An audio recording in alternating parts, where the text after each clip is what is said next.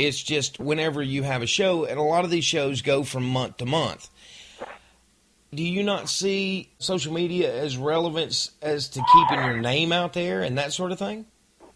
No, I mean, I think you may have taken what I said out a little wrong, and at that time I was sitting there listening to it, I may have said it a little wrong. What I was getting at with that was social media is a great tool. You know, like, just use a poster, for example. A company used to make a poster. He'd have to spend a ton of money, turn out 500, take him 2 days to put them all up, and hope that 200 people saw that poster. Now you can make a poster online, boom, shoot it out on your Facebook wall, within 10 minutes, 1,000 people have saw it. That's great. What I meant by don't use Facebook to make yourself a superstar is, I keep seeing it a lot, and that's why I said it. Let's just make a quick example. Say me and you are feuding, and we're a heavyweight title feud for CIW. Yes. And we've got the big matches coming up, and we're trying to promote it. We're trying to get it over, and then some young kid who has no business starts chiming in, trying to make himself relevant through our feud. Yes. And I don't like that, So like I said before, social media is a double-edged sword with two very sharp sides.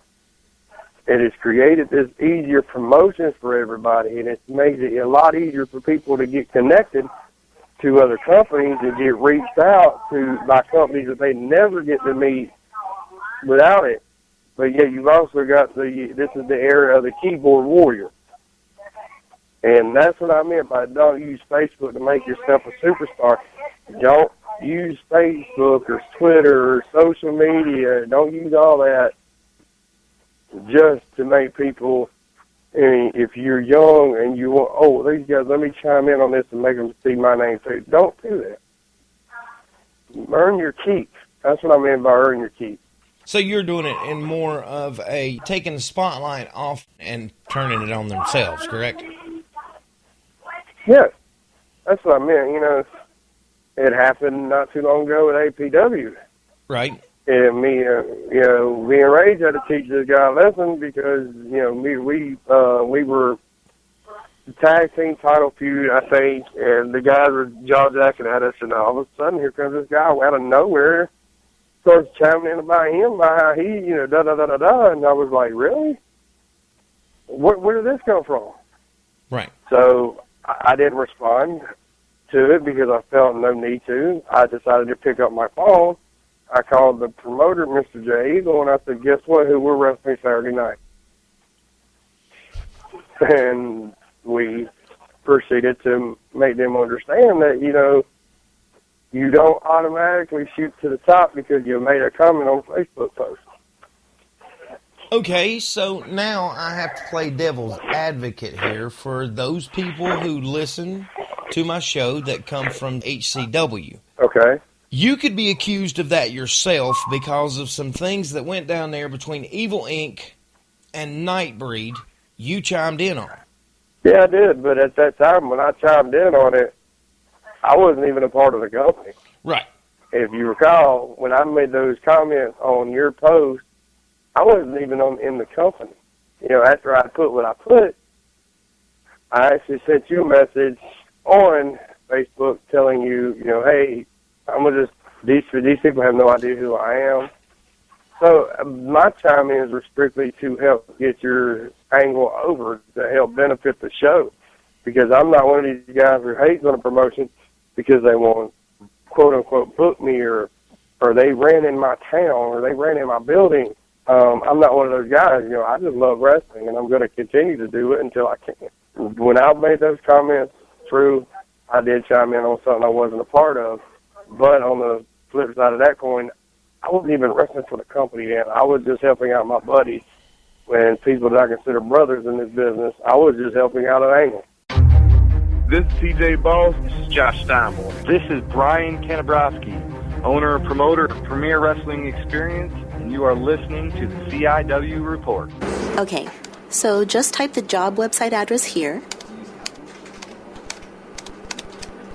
That's it. Then you enter what job you're looking for there. Electrician. This is Peter. Recently, he got help going on the internet for the first time to look for a new job.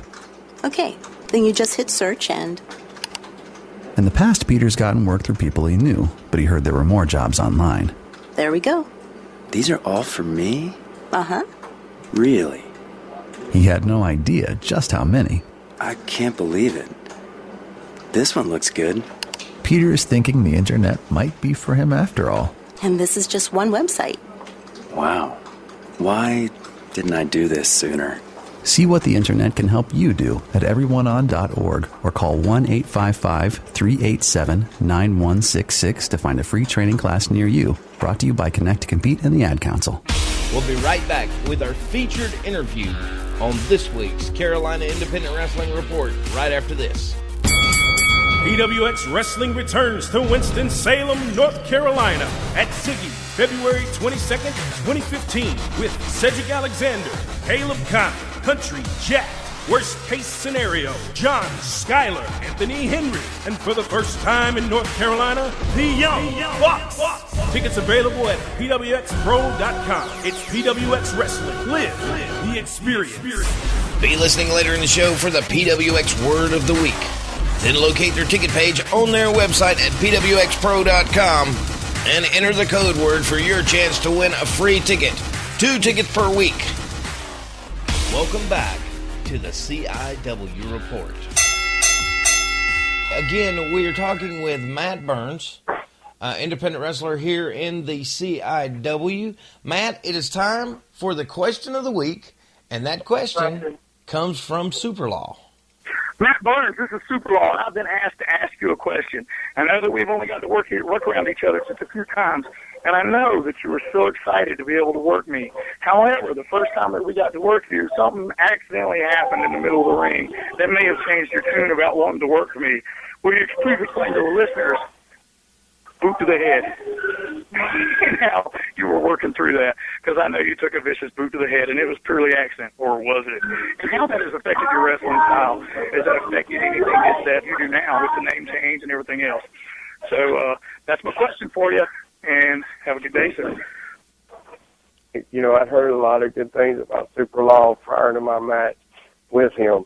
Yeah, it came out of nowhere. I caught a vicious boot to the side of the head. It took me a few quick minutes to get my head together.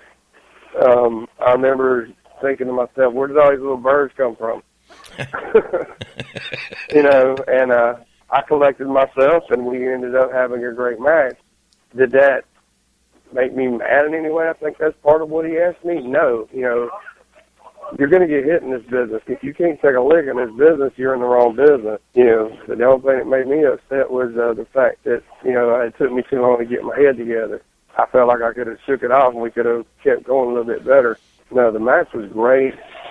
It was one of my favorites up there in HBW. Has it affected my wrestling style? Not really a whole lot because, you know, I've been getting my style together since I was 17. I did learn a couple of things from Wild that night that I hadn't really thought about prior to this visit, so I always hold Law.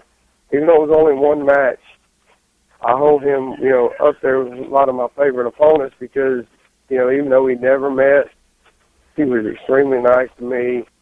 We went to each other with that old school mentality, and I had a great time, and I would love to lock up with him again.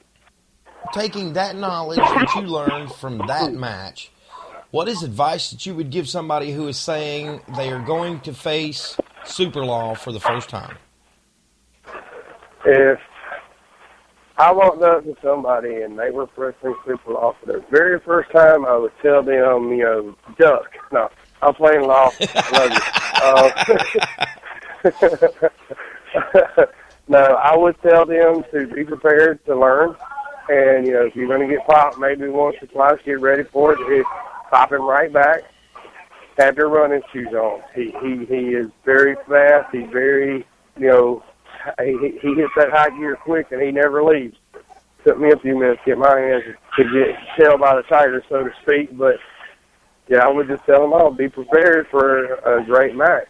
Okay, so with you saying that, I want to know who will run the crap out of you more, James Drake or Superlaw?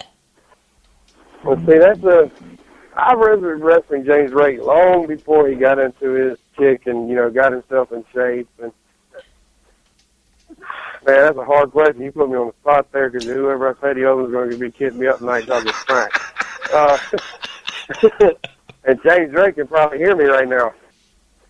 After being in the ring with both of them, Drake is fast.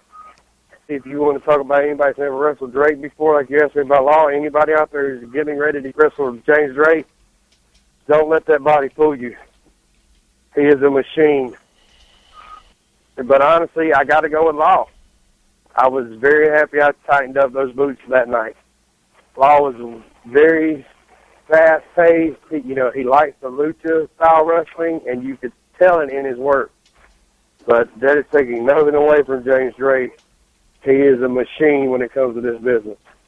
Talk about the current state of Matt Burnz' career.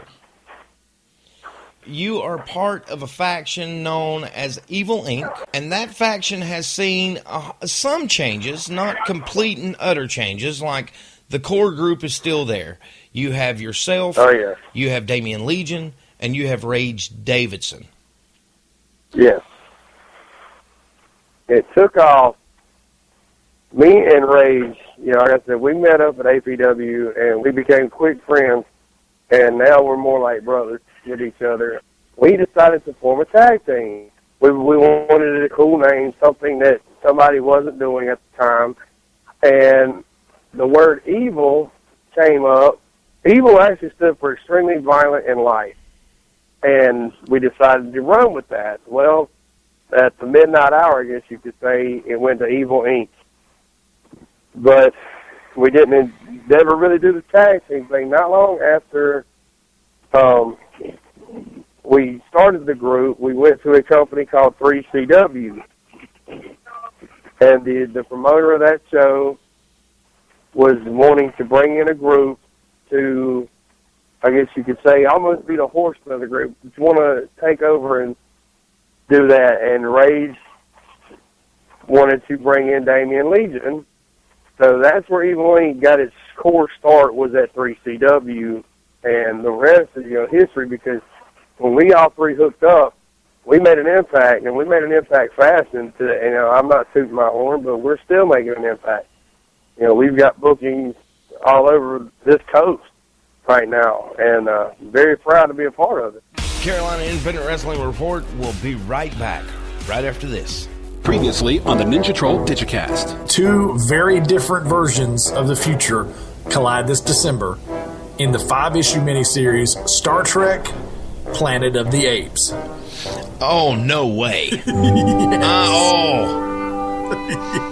Yes. Just had a nerdgasm.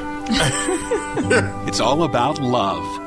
The Ninja Troll Digicast. With discussions on comic books, sci-fi, and all things in geek culture.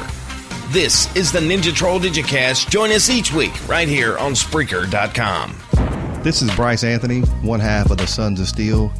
Make sure you check out Boomer Payne and myself in the Sons of Steel saga every Friday on Spreaker.com. It's PWX Wrestling. Live the experience. It's time for the PWX Word of the Week, heard right here on the CIW Report. This week's word is PWX CIW. Head on over to the website, pwxpro.com, look for the tickets column, and enter the code word. Again, it is PWX CIW. Good luck to you. Hi, this is Tim Dixon. Hey, everybody, this is the Thoroughbred Kid Holiday. This is referee Ron Mills, and you're listening to the CIW Report. All right, and now we are looking at the current state of Evil Inc. You have, of course, the core group. You have one new member. His name is Ryan Manis. And you also have Legion's valet, Envy. What did those two people bring to the group? Well, Envy, she is Damien's valet. She's fairly new to the business, but she is willing to learn. And we were very, we welcomed her in. We're all, me and Rage, we're all teaching her what it's like to be on the outside of the ring and how to learn from it